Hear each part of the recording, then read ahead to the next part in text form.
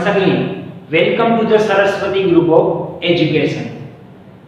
વિદ્યાર્થી મિત્રો, આપણે સાયન્સ સબ્જેક્ટમાં ધોરણ 8 ચેપ્ટર નંબર 2 એટલે કે સૂક્ષ્મજીવો મિત્ર અને શત્રુ એના વિશે અભ્યાસ સ્ટાર્ટ કરવાનો છે. આજે આપણે પાર્ટ પહેલો જોશી. ઈ પાર્ટ પહેલામાં મેઈન આપણા ચેપ્ટરનું નામ શું છે તો કે સૂક્ષ્મજીવો મિત્ર અને શત્રુ. તો એમાં જે સૂક્ષ્મજીવો છે એ શું છે? પહેલા મિત્ર અને શત્રુ તો જોવાના જ છે, પરંતુ એ પહેલા જે મેઈન સૂક્ષ્મજીવો શું છે એના વિશે આપણે અભ્યાસ કરવાનો છે આજના સેશનમાં. હવે તમે જાણો છો કે સૂક્ષ્મજીવો મિત્ર અને શત્રુ બે ટાઈપના હોઈ શકે. એક્ઝામ્પલ તરીકે કે આપણે દૂધમાંથી દહીં બનાવીએ છાશ નાખીને, તો એમાં લેક્ટોબેસિલસ નામના બેક્ટેરિયા જવાબદાર છે. તો એ શું થયા? તો કે એ છે કે આપણા મિત્ર થયા, કારણ દૂધમાંથી દહીંને પરાવર્તન કરી દીધું. પરંતુ અમુક સૂક્ષ્મજીવો એવા હોય કે જે આપણી તબિયતને હાનિકારક પહોંચાડે. જેમ કે બ્રેડ છે, બ્રેડ એના ઉપર તમે પાણી નાખો, થોડું એવું પાણી ભૂલથી પડી જાય તો આખો બ્રેડનો કલર તમે જો આખો રાખોડી કલર, ભૂરા કલર જેવો થઈ જાય. એ બ્રેડ બગડી ગઈ. ક્યારેક અમુક સમય પછી ખોરાક ઉપર ફૂગ ચડી જાય, ખોરાક વાસ મારવા માંડે, તો આ બધા માટે પણ સૂક્ષ્મજીવો જવાબદાર છે. તો આ શું થયા? આપણા શત્રુ થયા.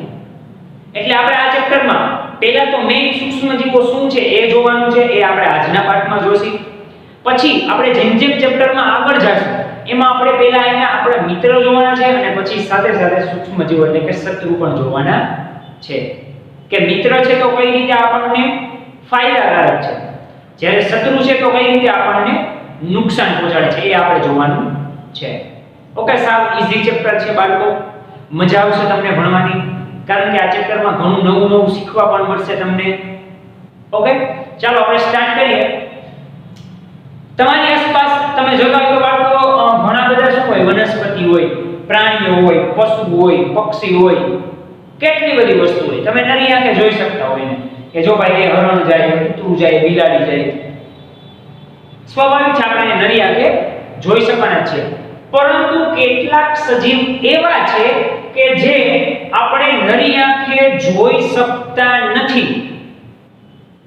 ગાય જાય છે, જો આપણને ખબર નથી કે નરી આંખે જોઈ શકીએ, પરંતુ શું કીધું? કેટલાક સજીવ એવા છે કે જે આપણે નરી આંખે જોઈ શકતા નથી. એને શું કહેવાય? તો કે જે નરી આંખે નથી જોઈ શકતા એને સૂક્ષ્મજીવો કહે છે. એને શું કહે? સૂક્ષ્મજીવો. જો નામ ઉપરથી શું ખબર પડે? જીવો તો છે જ, પણ કેવા છે? સૂક્ષ્મ. સૂક્ષ્મ એટલે સાવ નાના, કે જેને તમે નરી આંખે જોઈ શકવાના નથી. ડન. આ એની વ્યાખ્યા થઈ ગઈ, ક્લિયર. અમુક એવા જીવો કે જે તમે નરી આંખે જોઈ શકતા નથી, તો એને શું કહેવાય? સૂક્ષ્મજીવો કહે છે. ઓકે, આ સૂક્ષ્મજીવો આપણું જે ટાઇટલ છે એની વ્યાખ્યા થઈ રહી. હજી આપણે થોડીક એની અંદર માહિતી મેળવીએ. ભાઈ સૂક્ષ્મજીવો છે શું, એના પ્રકાર કેટલા હોય, કઈ કઈ રીતે કાર્ય કરે, એ આપણે જોઈએ. એક્ઝામ્પલ તરીકે મેં હમણાં તમને કીધું એમ, ચોમાસામાં ભેજયુક્ત બ્રેડ સડવા લાગે, કારણ કે એના ઉપર પાણી પડ્યું હોય, બ્રેડ ઉપર ક્યાંકથી પાણીના ટીપા પડ્યા ચોમાસામાં, તો એ હવે સડવા લાગશે. પહેલા જેવી બ્રેડ નહીં રહે. એ કેવી રહેશે? એના ઉપર મેં તમને કીધું રાખોડી ભૂરા કલરના ડાઘા થઈ જશે, તો એ સડવા લાગી.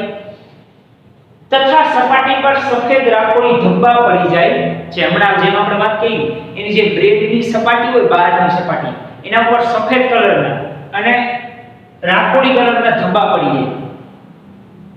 તો આવું શું કામ થાય છે? કોના કારણે આમ થાય છે? ખાલી પાણીથી? કેમ બ્રેડ ઉપર થયું, બીજે ક્યાંય ન થયું? તો આ ઘટનાને બિલોની કાચની મદદથી જુઓ શું દેખાય છે. હવે કોઇન્સિડન્સ જો કે તમે ગમે એ સમજો, સ્વાભાવિક છે અત્યારે ચોમાસું જ ચાલે છે, બરાબર? એટલે જો તમારે આ પ્રેક્ટિકલ કરવો હોય તો તમે બ્રેડ ઉપર પાણીના ટીપા જાતે તમે પાડી શકો છો. એવું નહીં વરસાદની રાહ જોવાની, વરસાદ આવે પછી આપણે જોઈએ.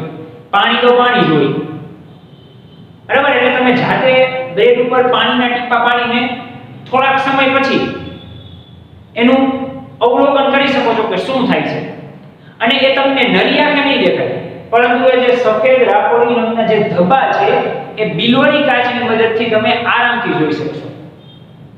તો બિલોરી કાચની મદદથી તમે જોશો ને એટલે તમને અમુક કલર જોવા મળશે, એટલે રાખોડી કલર, સફેદ કલર.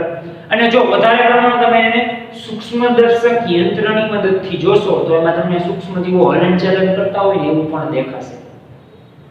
ઈ જ શું છે? સૂક્ષ્મજીવો. જે આપણા ચેપ્ટરનું ટાઇટલ છે, સૂક્ષ્મજીવો. ઈ આવી રીતના કાર્ય કરે. ડન. આગળ વધીએ. અવલોકન કરતા ખ્યાલ આવે છે કે ઓકે ચાલો અહીંયા તમને પ્રશ્ન પૂછ્યો, શું થાય છે? અવલોકન કર્યું. અવલોકન કરતા શું માલૂમ પડ્યું? અવલોકન કરતા ખ્યાલ આવે છે કે તે માટી તથા પાણીમાં નાના નાના સૂક્ષ્મજીવો રહે છે જે નરી આંખે જોઈ શકાતા નથી. માટી અને પાણીમાં કેવા સૂક્ષ્મજીવો રહે? સાવ નાના નાના, કે જેને તમે નરી આંખે જોઈ શકતા નથી. એ અવલોકનથી ખબર પડી જાય. કેનું અવલોકન કર્યું? બિલોરી કાચનું અવલોકન કરી શકશો, માઇક્રોસ્કોપથી અવલોકન કરી શકો, સૂક્ષ્મદર્શક યંત્રથી પણ અવલોકન કરી શકો છો. તો એનાથી શું ખબર પડી? માટી હોય કે પાણી હોય, આ બધામાં નાના નાના સૂક્ષ્મજીવો રહે છે. જો પેલા બ્રેડ એમને મરી તો કેમ ન બગડી? પાણી આવ્યું પછી જ કેમ બગડી? કારણ કે જે પાણી હતું એમાં સૂક્ષ્મજીવો હતા, એટલા માટે એ બ્રેડ બગડી ગઈ. સમજાણ? બાકી એમને ખાલી બ્રેડ તો હતી જ, તો બગડવાની નહોતી. તો એમાં સફેદ રાખોડી ધબ્બા થવાના નહોતા, અને એમને પડી તો થયા નહોતા. પછી શું કામ થયા? પાણી આવ્યું એટલા માટે. કારણ તો કે પાણીમાં આવા નાના નાના સૂક્ષ્મજીવો રહેતા હોય છે. આગળ, કેટલાક સૂક્ષ્મજીવો બિલોરી કાચની મદદથી જોઈ શકાય છે, તો કેટલાક તમે માઇક્રોસ્કોપની મદદથી પણ જોઈ શકો છો. એમાં પણ પાછા નાના હોય. ઘણા તમે બિલોરી કાચથી ખબર પડી જાય કે જો આ સૂક્ષ્મજીવો. ઘણા બિલોરી કાચમાં અતિ સૂક્ષ્મ હોય કે જે બિલોરી કાચમાં પણ દેખાતા હોય નહીં, તો એને તમારે કેનાથી જોવા પડે? માઇક્રોસ્કોપની મદદથી એને તમારે જોવા પડે. આ જે ઘટના હતી એમાં બિલોરી કાચથી તમને સામાન્ય ખ્યાલ આવી જાય. જ્યારે અમુક એવી ઘટના જેવા સૂક્ષ્મજીવો સાવ નાના હોય કે જે બિલોરી કાચથી પણ ન દેખાય, તો એને તમારે કેનાથી જોવા પડે? માઇક્રોસ્કોપથી જોવા પડે. કારણ કે એમાં એનાથી વધુ ઝૂમ થતું હોય બિલોરી કાચ કરતા, અને હજુ નાનામાં નાની વસ્તુને ઈ ફાઇન્ડ આઉટ કરી લેતું હોય માઇક્રોસ્કોપ, જેનાથી તમે ઓલરેડી પરિચિત જશો, તમારે 7મા ધોરણમાં આવતું જ ભણવામાં. ડન. આગળ વધીએ. હવે આ સૂક્ષ્મજીવોને મુખ્ય 4 પ્રકારમાં વિભાજિત કરવામાં છે. કેટલા પ્રકાર? 4 પ્રકાર. બાળકો આ ખાસ મોસ્ટ આઈએમપી આ પ્રશ્ન જે છે, બરોબર, આટલું આઈએમપી છે એટલે લખી દઉં છું સાઈડમાં તમને, કારણ કે એક માર્કમાં પણ આ તમને પૂછાઈ શકે છે. સૂક્ષ્મજીવોના પ્રકાર કેટલા છે? કયા કયા? 4 પ્રકાર. અને આ 4 પ્રકાર વિશે આપણે ઇન ડિટેલ પણ જોવાનું છે. આપણે જેમ જેમ આગળ જઈએ એમ 4 પ્રકાર વિશે પણ જોશું. કયા 4 પ્રકાર? બેક્ટેરિયા, ફૂગ, પ્રજીવ, લીલ. હવે બેક્ટેરિયા જે તમે જાણો જ છો, બેક્ટેરિયા પાણીમાં હોય ઘણા બધા બેક્ટેરિયા. ફૂગ ચોમાસામાં થઈ જાય. પ્રજીવ બીજાના જીવ ઉપર આધાર રાખે પ્રજીવ. અને લીલ કે જે પાણીમાં રહે. આ પણ બધા એક પ્રકારના સૂક્ષ્મજીવો જ છે. 4 બરોબર. મેઇનલી 4 કયા? બેક્ટેરિયા, ફૂગ, પ્રજીવ, લીલ. બેક્ટેરિયા, ફૂગ, પ્રજીવ, લીલ. આ 4 પ્રકાર. આ ભૂલવાના નથી. આગળ વધીએ. વાયરસ પણ સૂક્ષ્મદર્શી હોય છે, તે અન્ય સૂક્ષ્મજીવો કરતા અલગ હોય છે. હવે જો વાયરસની સામાન્ય વ્યાખ્યા શું થાય ખબર? વાયરસ એટલે સજીવથી નિર્જીવને જોડતી કડી. વાયરસ એટલે શું? સજીવથી નિર્જીવને જોડતી કડી એટલે વાયરસ. હાલ તમે ત્યારે જાણો છો, મારે વાયરસને ઇન ડિટેલ સમજાવવાની જરૂર નથી, કેમ કે અત્યારના સમયમાં તમે અને હું કોરોના વાયરસથી જે આપણે આટલા બધા હેરાન થાય છે, એ શું છે? વાયરસ જ છે. એ ધારો કે આ માર્કર છે, એમાં કોરોના વાયરસ છે, તો એને મેં ટચ કરી તો મારામાં આવી ગયું, અથવા મારામાં વાયરસ છે ને આ વસ્તુને મેં ટચ કરી તો એ વસ્તુમાં આવી ગઈ. બરોબર? એટલે વાયરસ એટલે શું? તો કે સજીવ અને નિર્જીવને જોડતી કડી. આ પણ શું છે? એક પ્રકારના સૂક્ષ્મદર્શી જોઈએ. તમને નરી આંખે દેખાય ને, જો ખબર ન પડે ભાઈ કે અહીંયા કોરોના વાયરસ અહીંયા છે, અથવા અહીંયા ઉધરસના વાયરસ છે, અહીંયા શરદીના વાયરસ છે, એ તમે નરી આંખે જોઈ ન શકો. તો આ જે અત્યારે દુનિયા જે સંકટમાં છે કોરોનાની, એ સંકટમાં હોત જ નહીં. કારણ કે ભાઈ મને દેખાય જ છે અહીંયા કોરોના છે તો ત્યાં જવાનું જ નથી, પણ નથી દેખાતો એટલે જ પ્રશ્ન થાય છે. એટલે જ વિદ્યાર્થીઓ દરરોજ આટલા મોટી સંખ્યામાં કેસ આવે છે. ઓકે, તે માત્ર યજમાન કોષમાં જ વિભાજન પામે છે.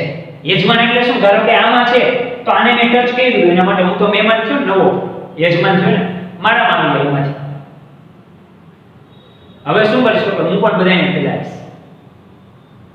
એટલે યજમાન કોષમાં જ વિભાજન પામે છે. કેટલાક વાયરસ એટલે કે શરદી, ઇન્ફ્લુએન્ઝા એટલે કે સામાન્ય તાવ, ઉધરસ વગેરે વાયરસથી થાય છે. એના માટે કઈ બેક્ટેરિયા, સૂક્ષ્મજીવો, આ લીલ, ફૂગ ઈ કઈ જવાબદાર ન હોય. એના માટે વાયરસ જવાબદાર હોય. કેના માટે? શરદી, ઇન્ફ્લુએન્ઝા એટલે કે સામાન્ય તાવ, ઉધરસ આ બધા માટે વાયરસ જવાબદાર છે. પોતપોતાના વાયરસ હોય કે ભાઈ આ ઉધરસના વાયરસ છે, આ શરદીના વાયરસ છે, આ તાવના વાયરસ છે, તો એ બધા માટે એ જવાબદાર હોય છે. આગળ જોઈએ કેટલાક વિશિષ્ટ રોગો. આ તો સામાન્ય રોગ હતા. ઓકે, તમને ને મને થતા જોઈએ છે, અને એમાં આપણે એક બે દિવસમાં જનરલી બહાર પણ આવી જતા હોય નથી. એવું નહીં કે ભાઈ શરદી 4-5 વર્ષથી શરદી છે, 4-5 વર્ષથી ઉધરસ છે, 4-5 વર્ષથી તાવ છે. ઈ મેક્સિમમ 4 થી 5 દિવસ હોય. એ જો આપણે વ્યવસ્થિત રીતે કેર ન કરતા હોય તો, દવા ન લેતા હોય તો, એની સાર સંભાળ ન લેતા હોય તો, બાકી તો 2 થી 3 દિવસ. અને એ થતું હોય પણ બહુ ઓછું કે જ્યારે ચોમાસાની ઋતુ આવે, શિયાળાની ઋતુ આવે, ક્યારેક ક્યારેક વાતાવરણ પલટો થાય, એક સિઝનમાં ખૂબ બે ઋતુ ચાલતી હોય તો ત્યારે આવું થતું હોય. કેમ કે અમુક માણસોની રોગ પ્રતિકારક શક્તિ ઓછી હોય તો એમાં પણ આવા લક્ષણો દેખાઈ શકે છે, શરદીના, ઉધરસના, તાવના. પરંતુ આ બધા તો વિશિષ્ટ રોગો. ક્યાં? પોલિયો, અછબડા આ પણ વાયરસથી થાય છે. પોલિયો, અછબડા આ બધા કેના થાય? વાયરસથી થાય. જો કે આજે અછબડા રોગ છે એ નાબૂદ થઈ ગયો, પોલિયો પણ નાબૂદ થઈ ગયો. તમે જાણો છો કે નાના જ્યારે હોય ત્યારે પોલિયોની રસી મુકાવી દે એટલે હવે રોગ થતો નથી. આપણે અમિતાભ બચ્ચન એડવર્ટાઇઝમેન્ટ આવે, 2 બૂંદ જિંદગી કે, ઈ શેની? તો કે આ પોલિયોની છે. આગળ ઝાડા, મેલેરિયા આ બધા પ્રજીવી થાય. ટાઇફોઇડ, ટ્યુબરક્યુલોસિસ એટલે કે ટીબી આ કેનાથી થાય? તો કે બેક્ટેરિયાથી થાય. ખાસ યાદ રાખજો બાળકો, આ જો MCQ માં તમને ટ્વિસ્ટ કરીને પૂછાઈ શકે. કોઈ પણ એક એક્ઝામ્પલ આપે, સે ફોર એક્ઝામ્પલ ટાઇફોઇડ કેનાથી થાય? બેક્ટેરિયા, પ્રજીવ, લીલ કે ફૂગ કેનાથી થાય? તો તમારે કેવું પડે કે ટાઇફોઇડ છે તો બેક્ટેરિયાથી થાય, ટીબી છે તો ઈ બેક્ટેરિયાથી થાય, ઝાડા અને મેલેરિયા છે તો પ્રજીવથી થાય. એટલે તમારે કઈ વસ્તુ કઈ કેટેગરીમાં આવે છે એ પણ ખાસ યાદ રાખવું પડે. કારણ કે તમે આની કેટેગરી ચેન્જ કરી નાખો બાળકો એટલે આખીની રીત ફરી ગઈ. હું આમાં મેલેરિયામાં બેક્ટેરિયા લખું તો મેલેરિયા બેક્ટેરિયાથી ન થાય, મેલેરિયા હંમેશા પ્રજીવથી જ થતા હોય. તો એ શું થયું? મારી જે રચના થઈ ખોટી પડી હવે. બરાબર? એટલે આ વસ્તુ પણ ખાસ યાદ રાખવી જરૂરી છે. ઓકે, તો હવે તો તમે સૂક્ષ્મજીવો છે એનાથી પરિચિત થઈ જ ગયા છો કે સૂક્ષ્મજીવો એટલે શું? નરી આંખે અમુક જે જીવ છે એ જોઈ શકતા નથી એને સૂક્ષ્મજીવો કહે છે. મેઇનલી સૂક્ષ્મજીવોના 4 પ્રકાર છે: પ્રજીવ, બેક્ટેરિયા, ફૂગ અને લીલ. આ ઉપરાંત તમને અમુક અહીંયા એક્ઝામ્પલ પણ આપેલા છે. આ રોગ છે તો આનાથી થાય છે, આ રોગ છે તો આનાથી થાય છે. શરદી, તાવ, ઉધરસ આ બધે હોય તો કેનાથી થાય? વાયરસથી થાય. પોલિયો, અછબડા વાયરસથી થાય, પણ એના માટેનો વાયરસ બધાયનો અલગ અલગ હોય. ઝાડા, મેલેરિયા છે તો પ્રજીવથી થાય, અને ટાઇફોઇડ અને ટીબી છે તો એ બેક્ટેરિયાથી થાય છે. ડન. આઈ હોપ કે આટલું તમને સાવ ઈઝી મેથડથી સમજાઈ ગયું છે. તો બાળકો આટલું જે થિયરીના પોઈન્ટ્સ શોર્ટકટમાં લખેલા છે, બરાબર, તમારી ટેક્સ્ટબુકમાં પણ આ વસ્તુ છે, પરંતુ એ થોડીક લંબાઈમાં છે, લાંબી કરીને આપેલી છે. આ એ જ વસ્તુ મેં તમને ઝડપથી સમજાઈ જાય એટલા માટે શોર્ટ પોઈન્ટ કરીને આપેલા છે. તો એકવાર તમારી બુકમાં નોટ ડાઉન કરી લ્યો. હવે બાળકો આપણે સૂક્ષ્મ જીવોના મેઇનલી 4 પ્રકાર જોયા. કયા તો કે બેક્ટેરિયા, લીલ, ફૂગ અને પ્રજીવ. તો આપણે જે 4 મેઇનલી પ્રકાર છે એના વિશે એક પછી એક સ્લાઇડ જોઈને આપણે એનાથી પરિચિત થવાનું છે. તો પહેલા તમે સ્ક્રીનમાં જોઈ શકો છો બાળકો, કુંતલાકાર બેક્ટેરિયા. શું નામ છે એનું? કુંતલાકાર બેક્ટેરિયા. એ બેક્ટેરિયાનો એક પ્રકાર છે, બરાબર. ત્યારબાદ દંડાણુ આકાર બેક્ટેરિયા, એ પણ તમે જોઈ શકો છો સ્લાઇડમાં. આ દંડાણુ આકાર જે બેક્ટેરિયા છે એ પણ બેક્ટેરિયાનો એક પ્રકાર જ છે. આપણે 2 પ્રકારના બેક્ટેરિયા જોયા, કુંતલાકાર બેક્ટેરિયા અને દંડાણુ આકાર બેક્ટેરિયા. ત્યારબાદ આપણે જોઈએ લીલ બાજુ જઈએ તો ક્લેમિડોમોનાસ. તમે જે સ્ક્રીનમાં જોઈ શકો છો લીલ નું નામ શું છે? ક્લેમિડોમોનાસ. આ લીલનો એક પ્રકાર છે. જો તમને ખબર ન હોય પણ જણાવી દઉં કે તમે જનરલી પાણીમાં જે હોય લીલ, એને લીલ તરીકે જ કન્સિડર કરતા હોય, પરંતુ એવું ન હોય. ઈ લીલમાં પણ અલગ અલગ એની ઘણી જાતિ હોય ને એના અલગ અલગ ઘણા બધા પ્રકાર હોય. અત્યારે તમે જે સ્લાઇડમાં જોઈ શકો છો એ લીલ કઈ છે? ક્લેમિડોમોનાસ. ત્યારબાદ આ જે સ્લાઇડ તમે જોવો છો એ લીલનો પ્રકાર છે સ્પાઇરોગાયરા. જો ક્લેમિડોમોનાસ અને સ્પાઇરોગાયરા લીલ બંને તમે જોઈ, બરાબર. બે લીલમાં ઘણો બધો ડિફરન્સ છે. જો છે બંને લીલ જ, પરંતુ એને તમે સૂક્ષ્મદર્શક યંત્રની મદદથી જોવો તો આવડો મોટો ડિફરન્સ એમાં તમને ખબર પડી જાય છે. એટલે આ શું થાય? બેની આખી પ્રજાતિ અલગ અલગ થઈ. ઓકે. ત્યારબાદ આપણે પ્રજીવ જોઈએ તો આ તમે સ્લાઇડમાં જે પ્રજીવ જોવો છો બાળકો, એનાથી તમે પરિચિત જ હશો. આ કયું પ્રજીવ છે? Yes, amoeba. બરાબર, અમીબા કે જે એક કોષીય હોય છે. ત્યારબાદ આ પ્રજીવ જે તમે જોઈ શકો છો આ પણ કેવું છે? તો કે એક કોષીય પ્રજીવ છે. આનું નામ શું છે? પેરામીશિયમ.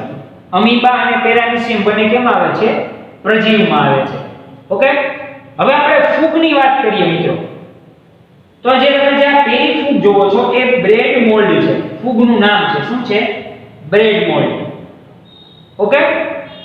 ત્યારબાદ હવે જે તમે સ્લાઇડમાં જોવો છો એ ફૂગનું નામ છે પેનિસિલિયમ. ફૂગમાં પણ આવી રીતના અલગ અલગ પ્રકાર હોય. પહેલી આપણે કઈ જોઈ? Bread mould. બીજી આ અત્યારે તમે જોવો છો એ ફૂગ કઈ છે? તો કે પેનિસિલિયમ. અને અત્યારે હવે તમે જે સ્ક્રીનમાં બ્રેડ જોવો છો એ ફૂગનું નામ છે એસ્પરજીલસ. શું નામ છે? એસ્પરજીલસ. આ બધાય છે એ ફૂગના પ્રકાર જ છે. ઓકે. બેક્ટેરિયાના આપણે 2 પ્રકાર જોયા, લીલના 2 પ્રકાર જોયા, પ્રજીવના 2 પ્રકાર જોયા, ફૂગના 3 પ્રકાર જોયા. ત્યારબાદ આપણે વાયરસ તરફ આગળ વધીએ. બરાબર. તો તમે જોઈ શકો છો સ્લાઇડમાં આટલા પ્રકારના વાયરસ હોય છે અને આ બધા વાયરસ અલગ અલગ રોગ માટે જવાબદાર હોય છે. હમણાં જ આપણે થિયરીમાં જોયું બાળકો કે તાવના વાયરસ અલગ હોય, ઉધરસના વાયરસ અલગ હોય, શરદીના વાયરસ અલગ હોય. ત્યારબાદ અછબડા છે, તો આ બધાના વાયરસ અલગ અલગ હોય છે, એ આપણે જોયા. ઓકે વિદ્યાર્થી મિત્રો, તો આજના સેશનમાં આપણે શું જોયું? ફર્સ્ટ ઓફ ઓલ આપણે જોયું કે સૂક્ષ્મજીવો શું છે, નરી આંખે જે આપણે જોઈ શકતા નથી. ત્યારબાદ એની આપણે એક્ટિવિટી પણ જોઈ કે જે બ્રેડ ઉપર પાણી નાખીને તમે બિલોરી કાટની મદદથી સફેદ રાખોડી રંગના ધબ્બા જોઈ શકો છો. એના 4 પ્રકાર જોયા. કયા કયા 4 પ્રકાર? બેક્ટેરિયા, ફૂગ, લીલ અને પ્રજીવ. આ 4 પ્રકાર ભૂલવાના નથી. એના આપણે સ્લાઇડ દ્વારા લાઈવ એક્ઝામ્પલ પણ જોયા બાળકો. મેં તમને એક સ્લાઇડ બતાવીને કીધા કે આના આકાર આવા હોય છે. ફૂગ તો એમાં પણ આટલા પ્રકાર છે, પ્રજીવ તો એમાં પણ આટલા પ્રકાર છે, બેક્ટેરિયા હોય કે લીલ હોય, બધાયને આપણે નામ સાથે એના ચિત્ર પણ જોયા બાળકો. આઈ હોપ કે તમને આ જે પહેલો લેક્ચર છે એ વ્યવસ્થિત ક્લિયર થઈ ગયો હશે. હવે તો કે આ સૂક્ષ્મ જીવો ક્યાં રહે છે, એનું ઘર ક્યાં હોય? ભાઈ સપોઝ કે XYZ વ્યક્તિ તો કે આ રોડ ઉપર આ નામના ઘરમાં રહે છે, બધાનું કંઈક એડ્રેસ તો હોય જ, જેમ મારું તમારું એડ્રેસ છે. તો એવી જ રીતના સૂક્ષ્મજીવોનું એડ્રેસ ક્યાં છે, આ સૂક્ષ્મજીવો રહે છે ક્યાં, એ આપણે નેક્સ્ટ સેશનમાં જોવાનું છે, એટલે કે પાર્ટ 2 માં જોવાનું છે.